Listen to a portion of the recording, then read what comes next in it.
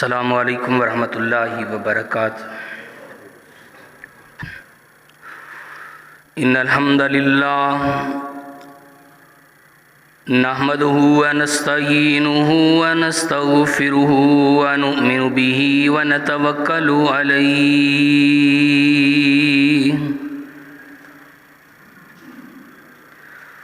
ونعوذ باللہ من شرور انفسنا ومن سیئات اعمالنا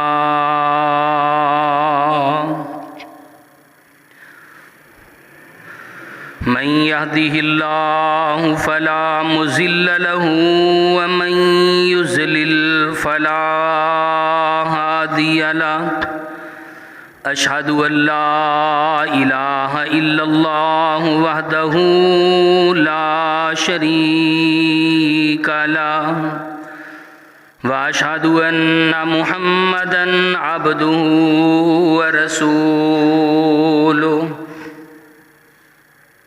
أعوذ بالله السميع العليم من الشيطان الرجيم بسم الله الرحمن الرحيم يا أيها الذين آمنوا اتقوا الله حق تقاته ولا تموتن إلا وأنتم مسلمون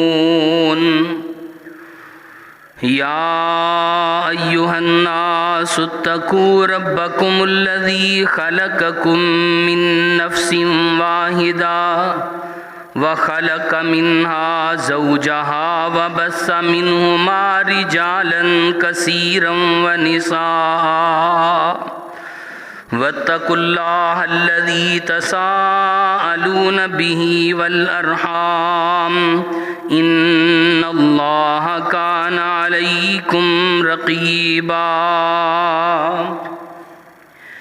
يا أيها الذين آمنوا اتقوا الله وقولوا قولا سديدا يصلح لكم أعمالكم ويغفر لكم ذنوبكم ومن يطع الله ورسوله فقد فاز فوزا عظيما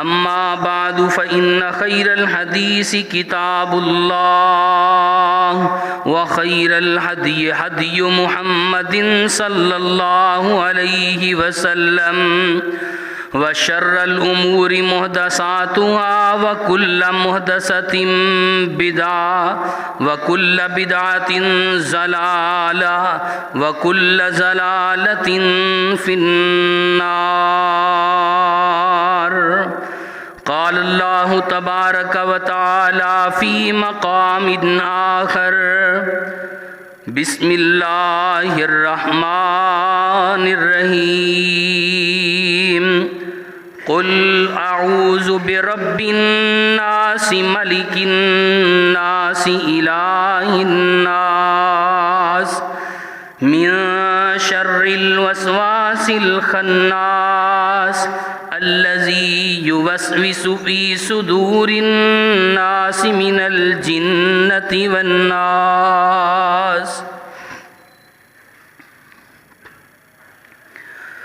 حضرات،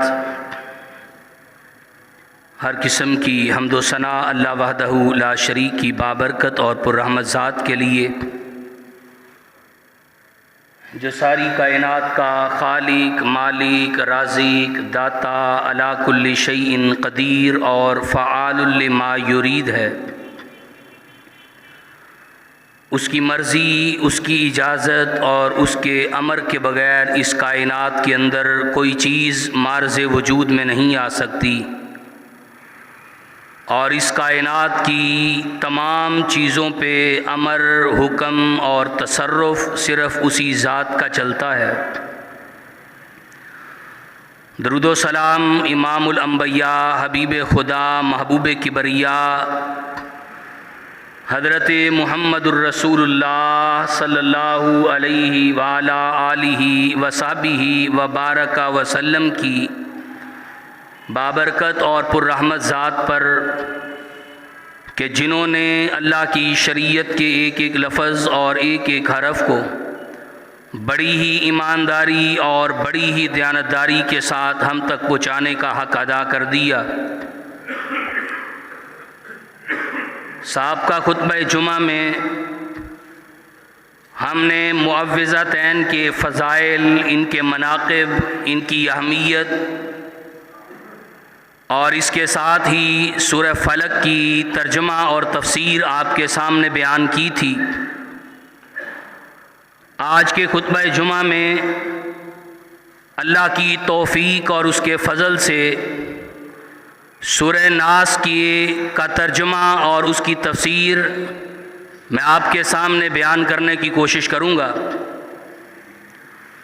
اللہ رب العزت نے آخری سورت کا آغاز جن آیات سے کیا ہے وہ اللہ تعالیٰ کی توحید پر مبنی ہیں، اور اللہ رب العزت فرماتے ہیں قل، اے نبی آپ فرما دیجئے، اعوذ برب الناس، میں لوگوں کے رب کی پناہ پکڑتا ہوں، مالک الناس، جو لوگوں کا بادشاہ ہے، جس کے ہاتھ میں تمام انسانیت کی باغ ڈور اور بادشاہت موجود ہے،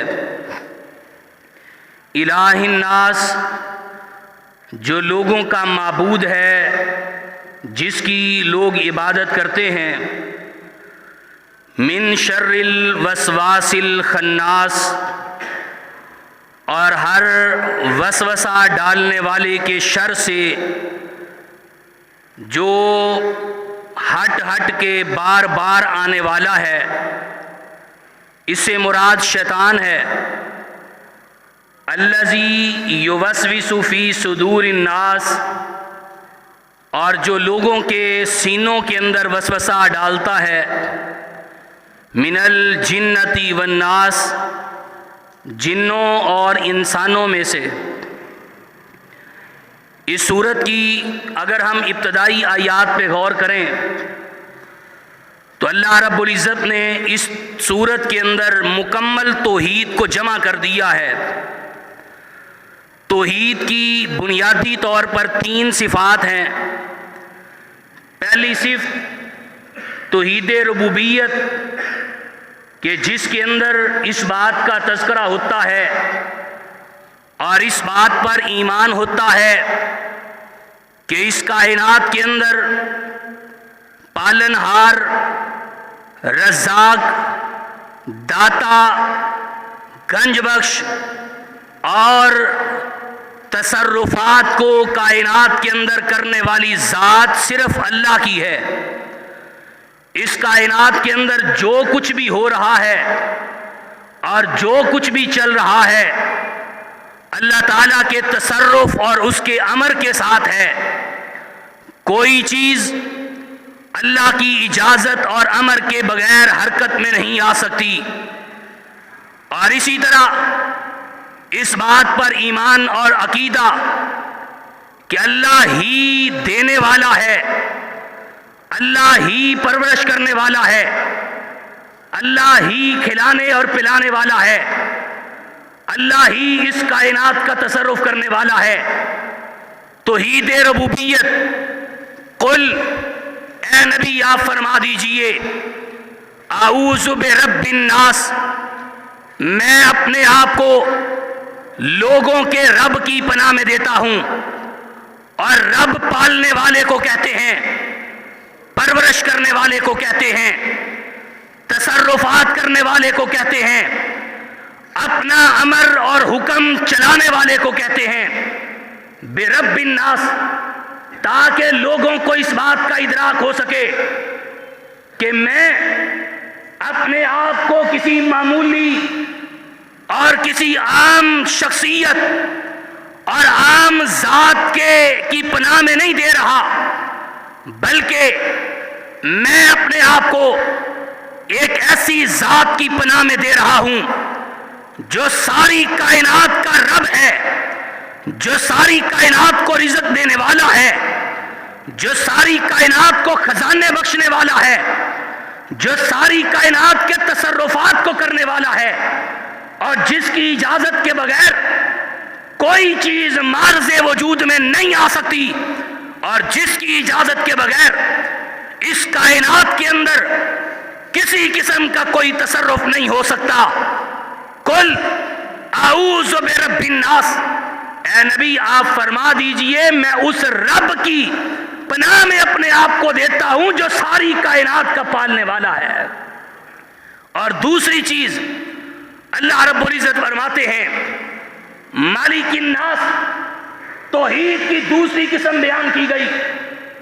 آج لوگ کسی بڑے شخص کی پناہ میں اپنے آپ کو دیتے ہیں۔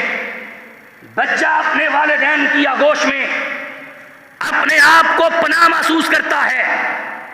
اگر باہر نکلیں کسی بڑے انسان کی پناہ میں اپنے آپ کو دیا جاتا ہے، اور اگر کسی سے کوئی خطرہ ہو تو قانون کی پناہ میں انسان اپنے آپ کو دیتا ہے۔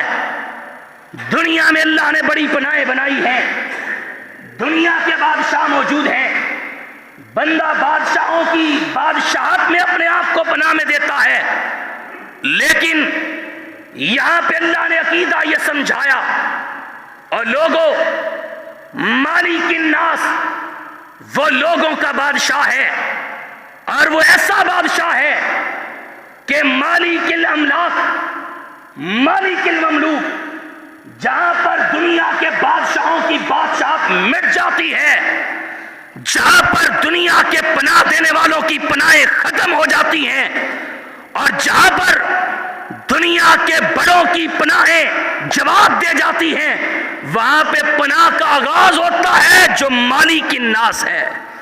مالک الناس جو درندوں سے بھی تجھے پناہ دے، جو موذی جانوروں سے بھی تجھے پناہ دے، جو لوگوں کے شرور سے بھی تجھے پناہ دے، جو لوگوں کی شرارتوں سے بھی تجھے پناہ دے، جو لوگوں کے وسوسات سے بھی تجھے پناہ دے، جو شیطان کے حربوں سے بھی تجھے پناہ دے۔ مالک الناس وہ کون ہے؟ وہ لوگوں کا بادشاہ ہے، وہ لوگوں کا رب اور مالک ہے۔ اور یہیں پہ بس نہیں، نبی کائنات صلی اللہ علیہ وسلم کی حدیث، آپ نے فرمایا قیامت کا دن ہوگا، اللہ کی دو انگلیوں پر زمین و آسمان اچھل رہے ہوں گے، اللہ اپنی دو انگلیوں پر ان کو ہلا رہا ہوگا، زمین و آسمان کو، اور ساتھ ہی اللہ یہ بات کہہ رہے ہوں گے، صحیح حدیث، اللہ فرمائیں گے این ملوک الارض، اور کہاں گئے دنیا کے بادشاہ، کہاں گئے این الجبارون، دنیا کے اندر جابر اور سطوت کی حکومتیں قائم کرنے والے، این المتکبرون، کہاں گئے متکبر؟ آج آئے ہے کوئی سامنے جو اپنے آپ کو مالک سمجھے، جو اپنے آپ کو بادشاہ سمجھے، جو اپنے آپ کو بڑا سمجھے، ہے کوئی تو آئے سامنے۔ جب کہیں سے کوئی جواب نہیں آئے گا تو اللہ فرمائیں گے للہ الواحد القہار، اور لوگوں بادشاہوں کی بادشاہتیں ختم ہو گئیں، اور ان کو بادشاہتیں دینے والی ذات بھی کون سی تھی؟ وہی ذات مالک الناس جو لوگوں کا بادشاہ ہے، لوگوں کا الہ ہے، لوگوں کا معبود ہے اور لوگوں کا رب ہے۔ اتنا بڑا بادشاہ، میں اس بادشاہ کی پناہ میں اپنے آپ کو دیتا ہوں۔ اعوذ برب الناس مالک الناس، میں اس بڑے کی پناہ میں دے رہا ہوں کہ کوئی شخص جب اس کی پناہ میں آ جاتا ہے تو پھر کائنات کا شر اور شرارتیں اس بندے کو نقصان پہنچا سکتی نہیں۔ مالک الناس جو کائنات کا بادشاہ ہے، اور نبی علیہ السلام کی ایک اور حدیث، آپ نے فرمایا پوری انسانیت کے دل اللہ کی دو انگلیوں کے درمیان ہیں، اللہ ان دو انگلیوں کے درمیان رکھے ہوئے دلوں کو جس طرف چاہے پھیر دے، یہ اس کے اختیار میں ہے۔ اس لیے اللہ سے یہ دعا کیا کرو، یا مقلب القلوب ثبت قلبی علی دینک، اللہ اے دلوں کو پھیرنے والے اللہ، میرے دل کو اپنے دین کے اوپر ثابت قدم رکھنا۔ جب آدمی یہ سورت پڑھتا ہے قل اعوذ برب الناس، پہلی ربوبیت کا توحید کا اقرار کر رہا اور آگے بادشاہت کا اقرار کر رہا۔ ہم نے کسی تعویذ کی پناہ میں اپنے آپ کو دینا، اور بولو کسی تعویذ کی پناہ میں دینا نہیں، کسی درگاہ کی پناہ میں نہیں، کسی دھاگے کڑے اور چھلے کی پناہ میں نہیں، پناہ میں دینا ہے تو کس کی؟ مالک الناس، جو کائنات کا بادشاہ ہے۔ اور تیسری بات اللہ نے اس آیت کے اس سورت کے اندر کی، الہ الناس، اے نبی آپ فرما دیجئے کہ میں اپنے آپ کو اس کی پناہ میں دیتا ہوں جو کائنات کا معبود ہے، جس کی عبادت کی جاتی ہے۔ الہ الناس کا مطلب کیا ہے؟ دعائیں سننے والا کون ہے؟ بچی بچہ دینے پہ قادر کون ہے؟ اور جو بچی بچہ دینے پہ قادر ہے، جو اولاد دینے پہ قادر ہے، جو کائنات کا نظام چلانے پہ قادر ہے، جو تیری معیشت کو بہتر بنانے پہ قادر ہے، جو تجھے پیدا کرنے پہ قادر ہے، جو تیری ضرورتیں پوری کرنے پہ قادر ہے، الہ الناس، پھر یہی بنتا ہے کہ عبادت بھی کی جائے تو اسی کی جائے۔ یہ نہیں کہ بندہ درگاہوں پہ جا کے کہے کہ میری تیرے آگے اور تیری رب کے آگے، اور جتنا وہ رب اس کا ہے اتنا ہی رب تیرا بھی ہے، اس لیے کہ جتنا معبود وہ اس کا ہے اتنا معبود وہ تیرا بھی ہے۔ آؤ اس سے مانگو، الہ الناس، میں پناہ میں دیتا ہوں جو لوگوں کا معبود ہے، جو لوگوں کا رب ہے، جو لوگوں کی فریادیں سننے والا ہے، جو لوگوں کی آو بکا کو سننے والا ہے، اور جو لوگوں کی عبادات کو دیکھ کر اس کے اعمال کا بدلہ دینے والا ہے، اور جو قیامت کا بھی مالک، جو دنیا کا بھی مالک، جو آخرت کا بھی مالک، اور جو کائنات کے اندر جتنی مخلوقات ہیں وہ سبھی کا معبود ہے۔ اور وہ کون ہے؟ وہ اللہ کی ذات ہے۔ بڑی عجیب سی بات ہے، لوگ قرآن پڑھتے ہیں لیکن جھکتے غیروں کے آگے ہیں۔ اب ایمانداری سے بتلائیے، انسان کو چھوڑ کر کوئی ایک مخلوق لے کے آئیے، کوئی ایک مخلوق، یہ تو انسان عقل بھی رب نے دی پھر بھی بے عقلا ہوا پھرتا ہے، پھر بھی شعور نہیں رکھتا۔ اللہ فرماتے ہیں ایسا بندہ جو رب کی چھوڑ کر غیروں کے آگے جھکتا ہے، کان ہیں پر سنتے نہیں ہیں، آنکھیں ہیں پر دیکھتے نہیں ہیں، دماغ ہے پر سوچتے نہیں ہیں، اولئک کالانعام بل ہم اضل، یہ جانور ہیں، جانور نہیں جانوروں سے بھی بدتر ہیں۔ جو رب کا در چھوڑ کے غیروں کے در پہ جائے، لائیے کوئی مخلوق جو اللہ کے علاوہ کسی اور کو پکارتی ہو، لائیے کوئی جانور جو اللہ کے علاوہ کسی اور کے سامنے جھکتا ہو، کسی اور کی عبادت کرتا ہو، کسی اور کے ترانے گاتا ہو، اور یہ جانور بھی ترانے گاتے ہیں تو کس کے؟ الہ الناس، الہ الناس، جو لوگوں کا معبود ہے، جو لوگوں کا رب ہے۔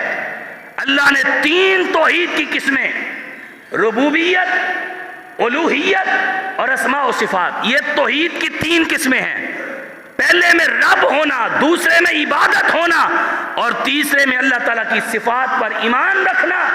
یہ تینوں صفات اللہ نے سورت کے اندر جمع فرما دی ہیں، اور ساتھ یہ بات کہی ہے قل اعوذ برب الناس، اے نبی آپ فرما دیجئے میں اپنے آپ کو لوگوں کے رب کی پناہ میں دیتا ہوں، مالک الناس، جو لوگوں کا بادشاہ ہے، الہ الناس، جو لوگوں کا معبود ہے۔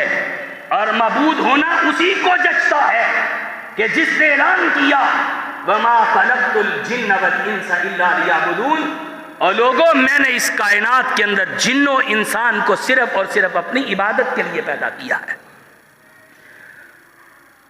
اب سورہ ناس، سورۃ فلق، یہ دو صورتیں جمع ہیں، ان کے اندر فرق کیا ہے؟ پہلے ہم نے سورۃ فلق پڑھی، آج ہم سورۃ ناس کی بات کر رہے۔ سورہ فلق کے اندر یہ بات کو سمجھیے، دنیا کے اندر دو قسم کے شر ہیں. ایک شر ہے مصائب اور تکالیف کا.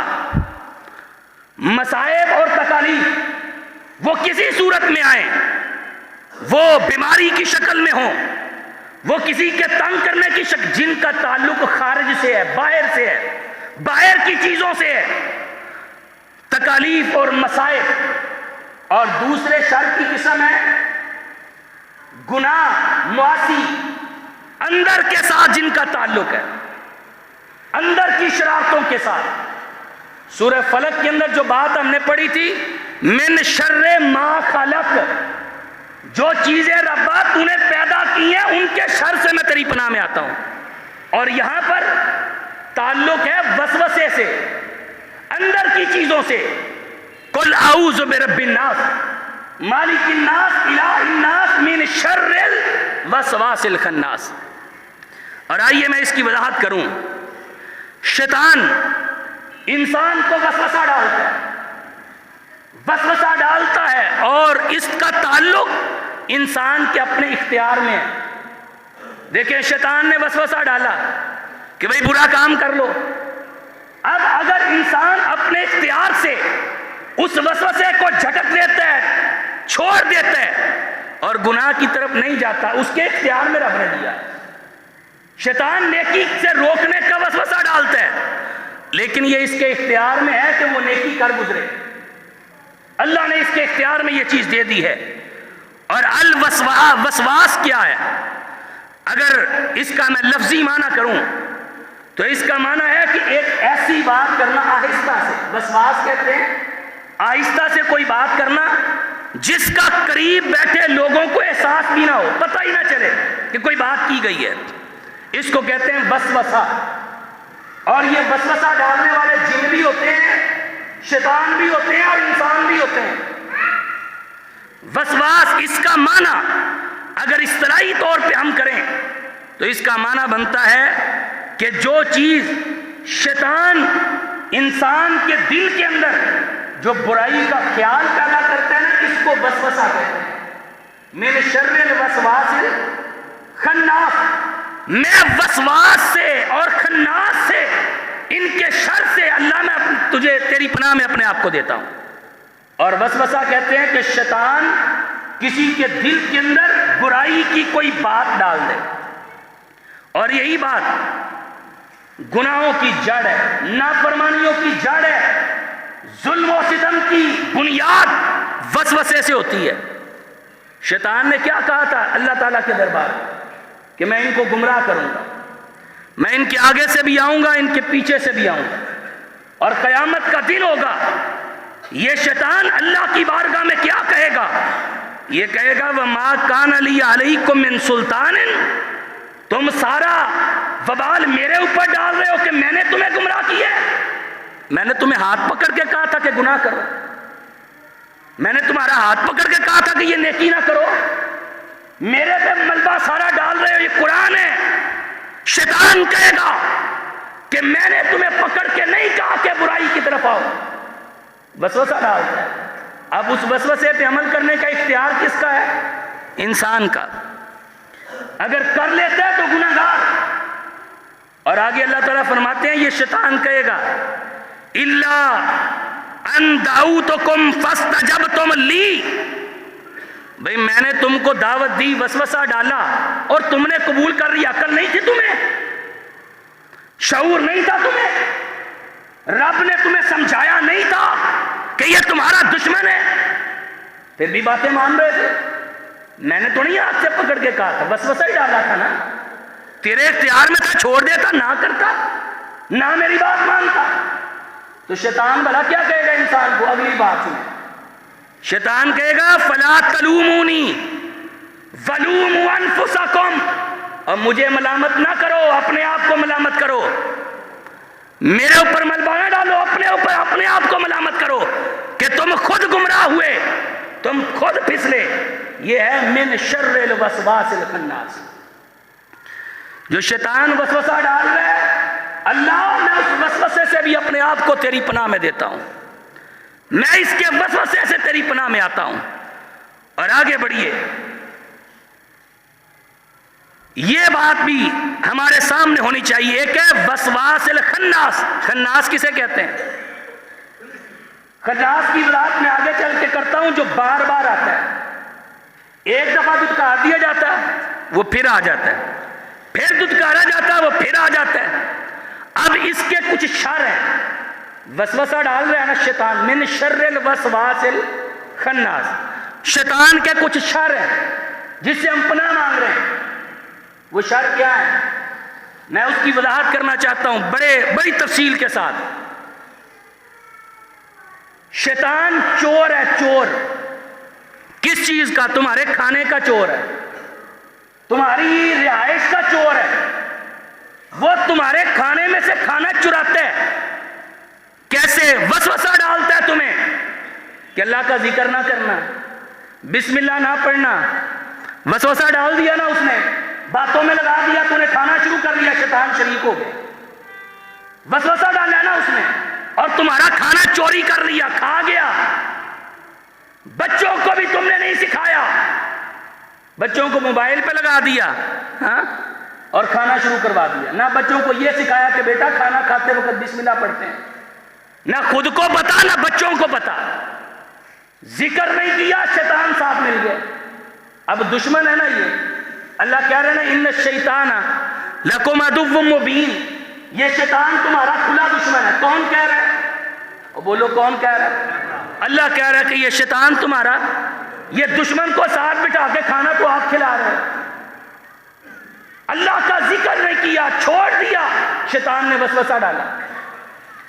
دوسری بات پھر رات کو سوتے وقت اللہ کا ذکر نہیں ہے، آیت الکرسی نہیں ہے، گھر کے اندر آیت الکرسی نہیں پڑھی جاتی.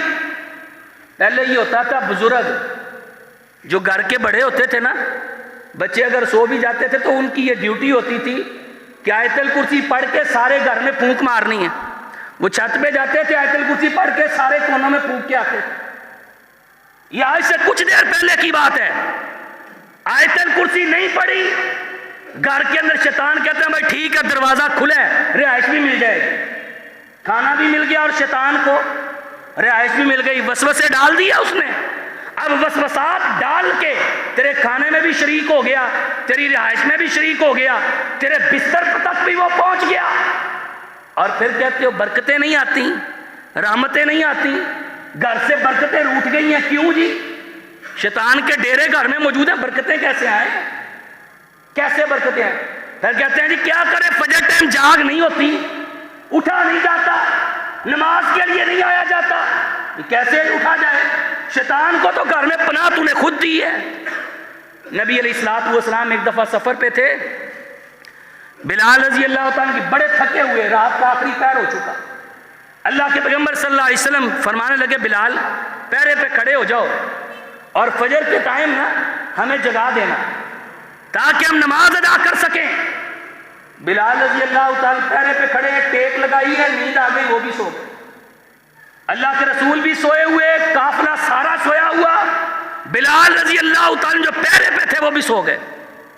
سلایا کس نے؟ اللہ نے سلا دیا. سورج طلوع ہوا، سورج کی کرنیں نبی علیہ السلام کے چہرے پہ پڑی. اللہ کے رسول بیدار ہوئے، آپ نے لوگوں کو بیدار کیا، بلال کو بلایا، بلال تجھے کہا تھا جگا دینا. اللہ کے رسول جس رب نے آپ کو سلایا اس نے بلال کو بھی سلا دی.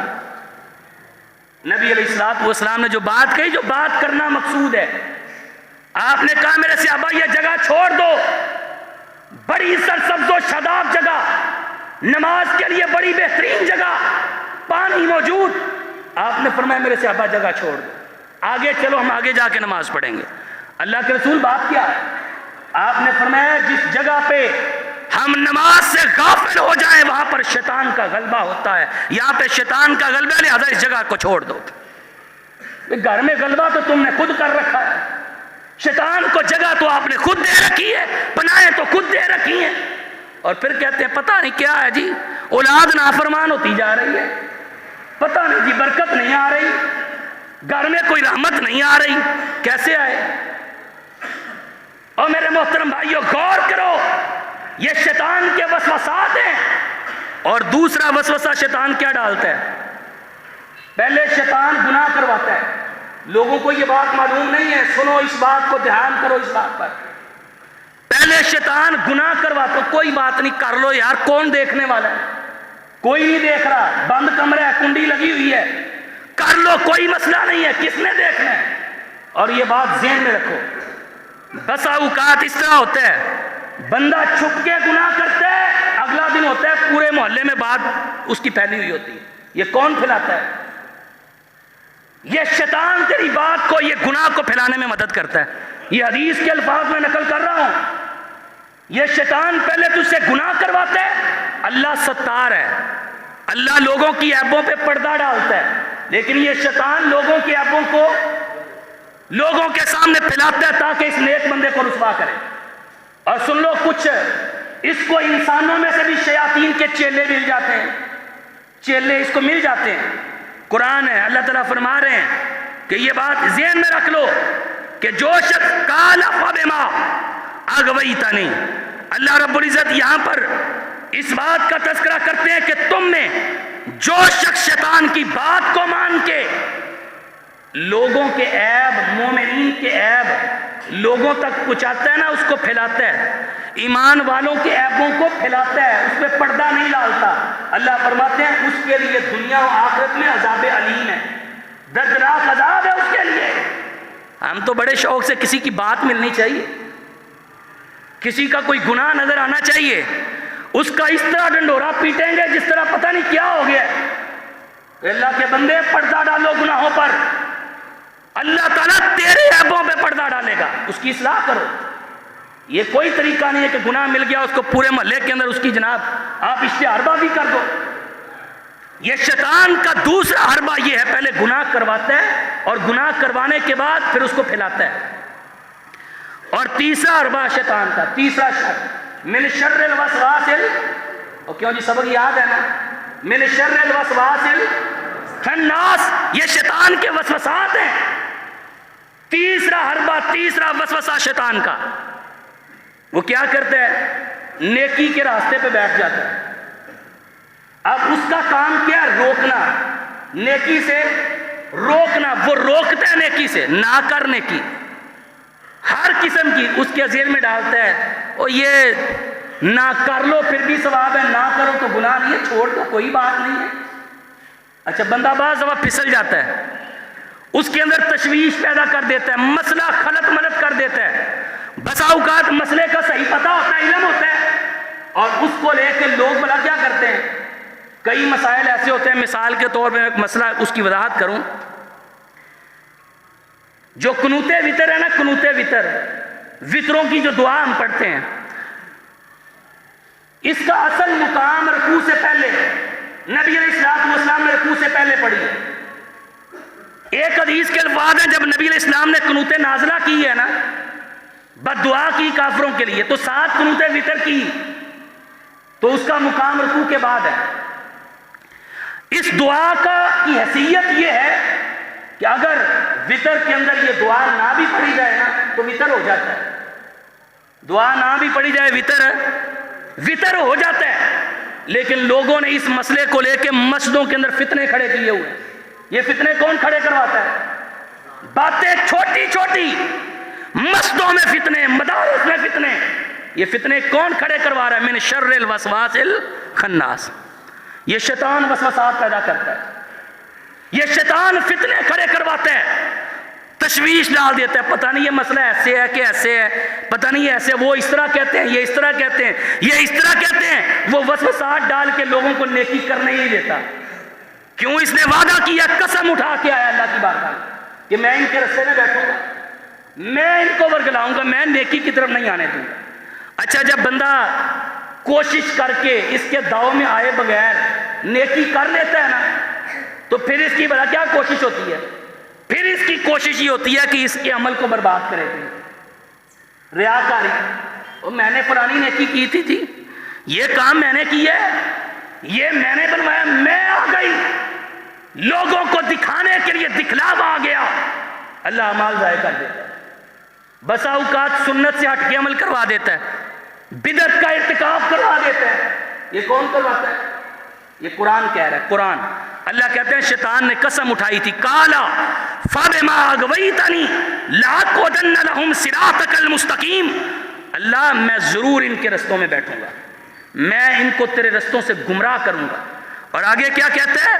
کہتے ہیں ثم لآتینہم من بین ایدیہم، میں ان کے آگے سے بھی آؤں گا، ومن خلفہم، میں ان کے پیچھے سے بھی آؤں گا، ومن ایمانہم ومن شمائلہم، میں ان کے دائیں سے بھی آؤں گا، میں ان کے بائیں سے بھی آؤں گا، ولا تجد اکثرہم شاکرین، اور اللہ تو ان میں اکثر جو ہے وہ شکرے پائے گا، شکر کرنے والے نہیں پائے گا۔ اور آج دیکھ لیں شیطان کے حربے چل رہے ہیں کہ نہیں چل رہے، کتنے شکر گزار ہیں اور شکرے کتنے ہیں، مسجد میں نمازی کتنے ہوتے ہیں اور بازاروں میں کتنے ہوتے ہیں، کبھی دیکھا ہے آپ نے؟ تو مانگیے دعا اللہ سے، من شر الوسواس الخناس، اللہ شیطان کے وسوسات سے یہ جو بار بار حملے کرتا ہے نا، اس سے محفوظ فرما لے، میں تیری پناہ میں آتا ہوں۔ من شر الوسواس یہ آگے پیچھے سے جو آ رہا ہے، من شر الوسواس الخناس، اللہ میں اس خناس شیطان سے کے وسوسات سے میں اپنے آپ کو تیری پناہ میں دیتا ہوں۔ اور آؤ اگلی بات، ایک اور کام یہ کرتا ہے شیطان،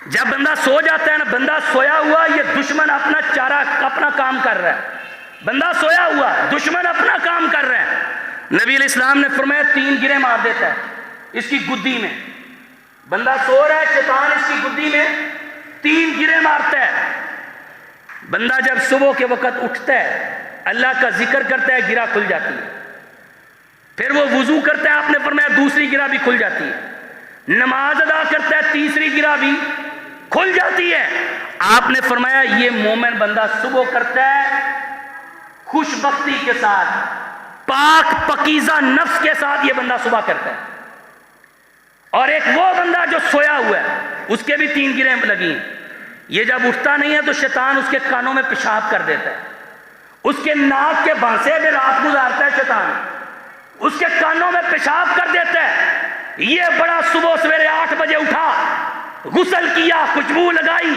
بڑا اپ ٹو ڈیٹ بن کے جناب گاڑی میں سوار ہو کے جا رہا ہے، اور یہ سمجھ رہا ہے میں بڑا پاک صاف پاک باز بن کے جا رہا ہوں۔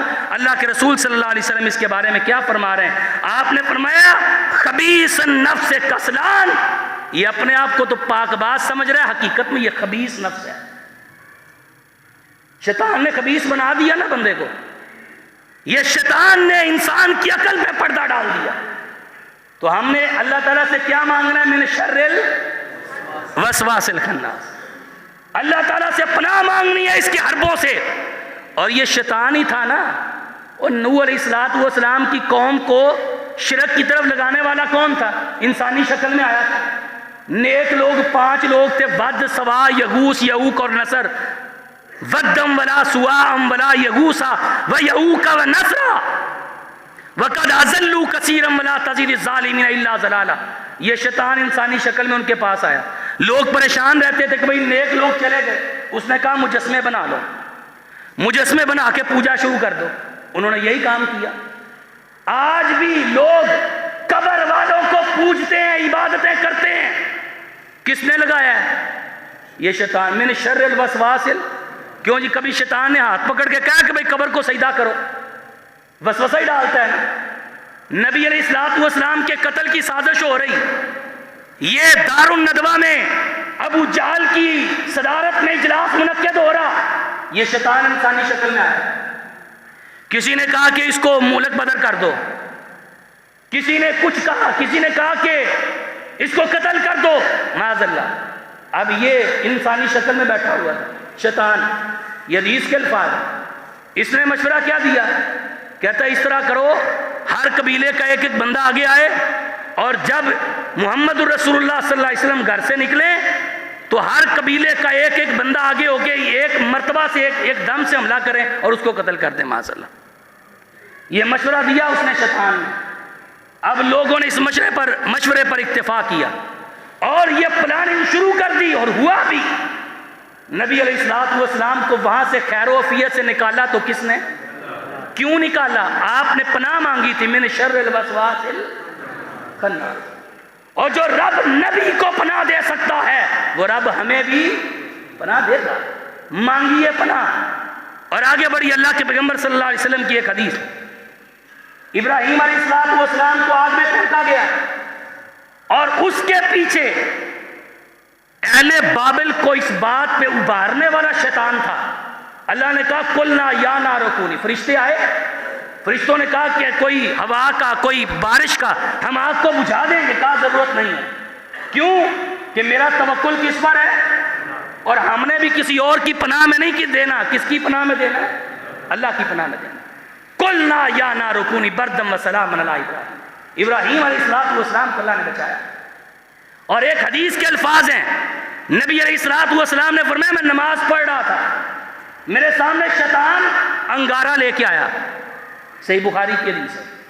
انگارہ شیطان میرے سامنے لے کے آیا اور قریب تھا کہ وہ میرے چہرے کو جلا دیتا. تو آپ فرماتے ہیں میں نے اللہ کی پناہ طلب کی, یہ شیطان بھاگ گیا, یہ دوڑ گیا. اور جس کے وسوسات سے, جس کی شرارتوں سے نبیوں کی نمازیں محفوظ نہیں, کیا ہم محفوظ رہ سکتے ہیں؟ بڑا مشکل ہے. لیکن مشکل اس وقت آسان ہو جاتی ہے جب ہم کہتے ہیں قل اعوذ برب الناس مالک الناس الہ الناس من شر الوسواس الخناس. اس وقت مشکل آسان ہو جاتی ہے. اپنے آپ کو اللہ کی پناہ میں دیجئے, اللہ تمہاری حفاظت کرے گا, تمہیں پناہ دے گا. اور آئیے میں بات مختصر کر رہا ہوں. نبی علیہ السلام کی ایک حدیث, آپ نے فرمایا شیطان انسان کے جسم میں اس طرح دوڑتا ہے جس طرح خون دوڑتا ہے. اس طرح گردش کرتا ہے شیطان انسان کے جسم میں جس طرح خون گردش کرتا ہے. شیطان کی کچھ چالیں ایسی ہیں. سب سے پہلے شیطان لوگوں کو شرک پر ابھارتا ہے, شرک یا کفر پر ابھارتا ہے. یہ واضح اللہ کی نافرمانی ہے. جو شرک اور کفر میں گر جاتا ہے نا, شیطان کہتا ہے بس میرا کام ہو گیا, اب اس کے پیچھے اب دو اور جانے کی ضرورت نہیں, یہ میرا چیلا بن گیا. جو شرک کرتا ہے, جو کفر کرتا ہے, وہ شیطان کا چیلا ہے, وہ شیطان کا ماننے والا ہے, وہ اللہ رب العزت کے ساتھ انکار کرنے والا ہے. جب شرک و کفر لوگوں میں وہ پیدا نہیں کر سکتا. آپ دیکھیں یہ شرک پیدا کیا ہے نا, بھائی اس سے بھی مانگ لو, اس سے بھی مانگ لو, یہ بچہ یہ بھی دیتا ہے, بیٹیاں یہ بھی دیتا ہے, بیٹے یہ بھی دیتا ہے, بگڑیاں یہ بھی پار لگاتا ہے, خزانے یہ بھی دیتا ہے, رزق فلانا بھی دیتا ہے, فلانا بھی سب کچھ تصرفات کرتا ہے. لگایا ہے نا شرک پہ قوم کو. قبروں کی مٹی کھا جاتے ہیں لوگ, لگایا ہے نا شرک پہ لوگوں کو. گندے پانیوں میں جا کے وہ جناب غسل کرو جی شفائیں مل جائیں گی. زمزم کی حیثیت درباروں کے پانیوں کو دی جا رہی ہے. کعبہ کے غلاف کی جو حیثیت تھی وہ قبروں کے جو چھاڑوں کو اور قبروں کی چادروں کو دی جا رہی ہے. لگایا نا شیطان نے شرک پر, اور لوگ لگے ہوئے. اچھا جب شرک و کفر میں اس کا چارہ نہیں چلتا, پھر اگلا کام کرتا ہے, بدعت کی طرف آتا ہے. اور بدعت ایسا گناہ ہے کہ بندہ نیکی سمجھ کے کرتا ہے, اس سے توبہ بھی نہیں ہوتی کہ میں تو نیکی کر رہا ہوں. لگایا نا بدعت کی طرف لوگوں کو. نئے نئے کام دین میں جن کا تصور بھی نہیں دین میں, جینے سے لے کے بچے کے پیدا ہونے سے لے کے مرنے تک ہر کام میں بدعت نکل آئی. کہیں قبر پہ کھڑے ہو کے اذانیں شروع ہو گئی ہیں, کہیں جناب وہ جنازہ پڑھاؤ وہاں پہ نعتیں پڑھنی شروع ہو گئی ہیں. پتہ نہیں کیا کیا بدعت دین کے نام پہ نکال. یہ تو ایسی ہے شہد کے اندر زہر ملا کے دینا, یہ بدعت ایسی ہے. بدعات پہ ابھارتا ہے. جب بدعات میں بھی چارہ نہیں نہ چلتا, پھر کبائر کی طرف آتا ہے, کبیرہ گناہ کا ارتکاب کرواتا ہے. جو لوگ اس سے بھی بچ جاتے ہیں, پھر صغیرہ وہ چھوٹا ہی گناہ, کوئی مسئلہ نہیں, کر لو, یہ کون سا اتنا بڑا گناہ ہے, معافی مانگ لو, وضو کر لینا, گناہ جھٹ جائیں گے, یہ کون سا اتنا بڑا گناہ ہے. صغیرہ گناہ کرواتا ہے. کبیرہ گناہوں میں کیا ہے, بھائی فلانے کا حق مار لو, کوئی بات نہیں ہے, تمہارا ہی ہے. کاروبار کے اندر دھوکہ فریب یہ کچھ نہیں ہوتا, کاروبار ہی ہوتا ہے. وہ ڈالا نا وسوسہ شیطان نے, لوگوں کو لگایا نا اس طرح, مال کھا جاؤ, ہڑپ کر جاؤ, لیکن ہم نے پناہ مانگنی ہے من شر الوسواس الخناس. اور آخری بات, الذی یوسوس فی صدور الناس, یہ جو لوگوں کے دلوں میں وسوسات ڈالتے ہیں, یہ جو خناس ہے نا, خناس کی میں ایک ہی بات میں اس کی وضاحت کرتا ہوں. خناس کہتے ہیں, نبی علیہ السلام نے فرمایا جب اذان ہوتی ہے نا, آج کل بعض لوگوں کو بڑا مسئلہ بنتا ہے، مسجد کے قریب گھر ہو نا، سپیکر اس کی طرف ہو، کہتا ہے جی سپیکر سے اذان کی آواز ڈائریکٹ میرے گھر میں پڑتی ہے۔ بھائی تو خوش قسمت ہے، تیرے گھر میں اذان کی آواز آ رہی ہے۔ نبی علیہ السلام نے فرمایا یہ اذان کی آواز اتنی بابرکت ہے، اپنے گھروں میں ویسے بھی اذانیں دیا کرو۔ اگر آپ سمجھتے ہو نا برکات، اپنے گھروں میں اذانیں دیا کرو گھروں میں۔ آپ نے فرمایا جب اذان ہوتی ہے نا، یہ شیطان بھاگتا ہے، دوڑتا ہے، اتنا یہ حواس بھاگتا ہو جاتا ہے، وَلَهُ زُرَاتٌ، یہ ہوا خارج کرتا ہے، ہوا نکل جاتی ہے اس کی، یہ آسمانوں کی طرف بھاگتا ہے جہاں پر اذان کی آواز نہ سنائی دے۔ جب اذان ہو جاتی ہے پھر واپس آ جاتا ہے اور آ کے وسوسات ڈالنا شروع کر دیتا ہے۔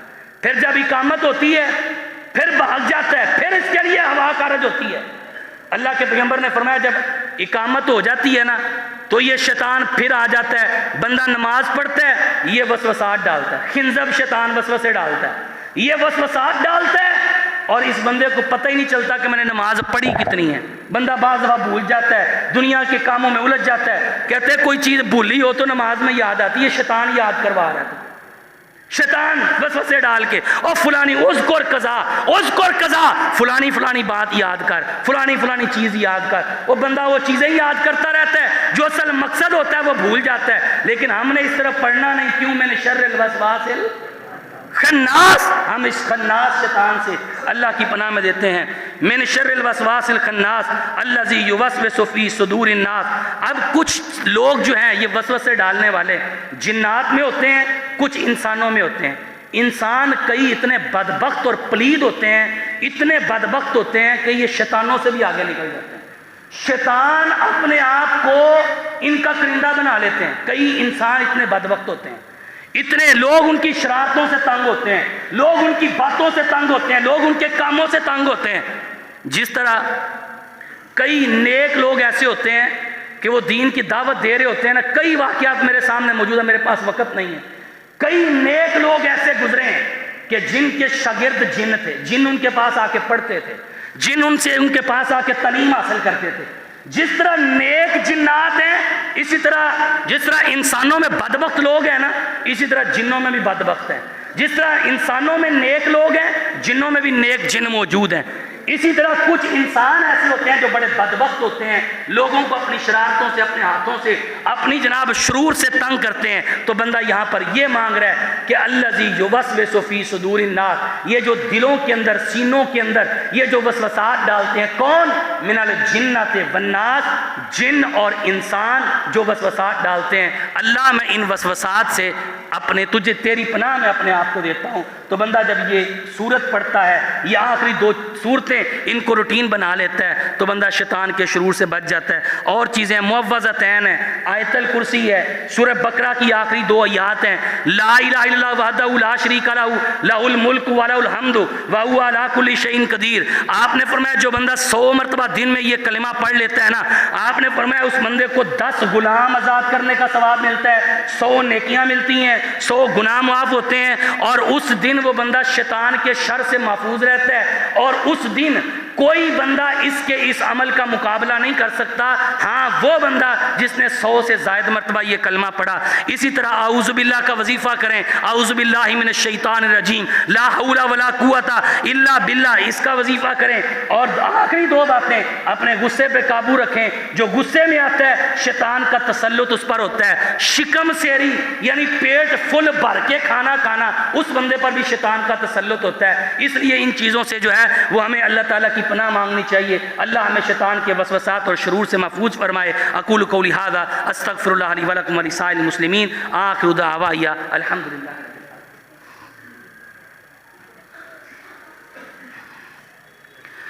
ان الحمد للہ نحمدہ ونستعینہ ونستغفرہ ونؤمن بہ ونتوکل علیہ ونعوذ باللہ من شرور انفسنا ومن سیئات اعمالنا من یهد اللہ فلا مضل له ومن یضلل فلا ہادی له اشهد ان لا الہ الا اللہ وحدہ لا شریک له واشهد ان محمدا عبدہ ورسولہ۔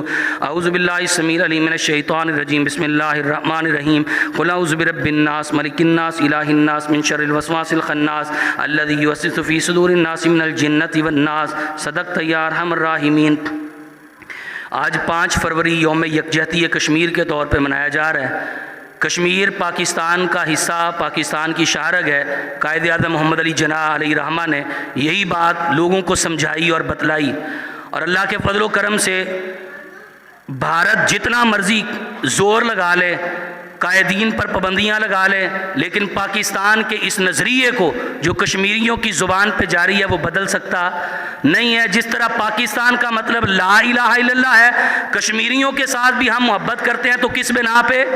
لا الہ الا اللہ کی بنیاد پہ، اور انشاءاللہ کشمیر پاکستان کی شاہرگ ہے، ہم ان کے لیے دعائیں بھی کریں گے، ہم اظہار یکجہتی بھی ان کے ساتھ کرتے ہیں، اور انشاءاللہ جہاں پر بھی ہماری ضرورت پڑی انشاءاللہ ہم کشمیریوں کے ساتھ ہیں۔ ہم اپنے ملک کی افواج پاکستان کے شانہ بشانہ کھڑے ہو کے انشاءاللہ وہ وقت آئے گا جس طرح خالصتان کی تاریخ کھڑی ہوئی، بھارت کے ٹکڑے ہوں گے، اور انشاءاللہ وہ وقت دور نہیں ہے کہ کشمیر بھی آزاد ہوگا اور بھارت کے اندر بھی انشاءاللہ کئی پاکستان بنیں گے۔ اور انشاءاللہ آج کے خطبہ جمعہ کی وساطت سے ہم یہ اعلان کرتے ہیں کہ ہم کشمیریوں کے ساتھ کھڑے ہیں نا انشاءاللہ، کشمیریوں کے ساتھ اظہار یکجہتی کرتے ہیں انشاءاللہ ہم کشمیریوں کے ساتھ کھڑے ہیں، اور جب تک ہمارے جسم میں جان ہے ہم یہی نعرہ لگاتے رہیں گے کہ پاکستان کا مطلب بھی لا الہ الا اللہ، اور کشمیریوں کی آزادی کا مطلب بھی لا الہ الا اللہ۔ یہاں بھی لا الہ الا اللہ کا نفاذ ہوگا اور کشمیر میں بھی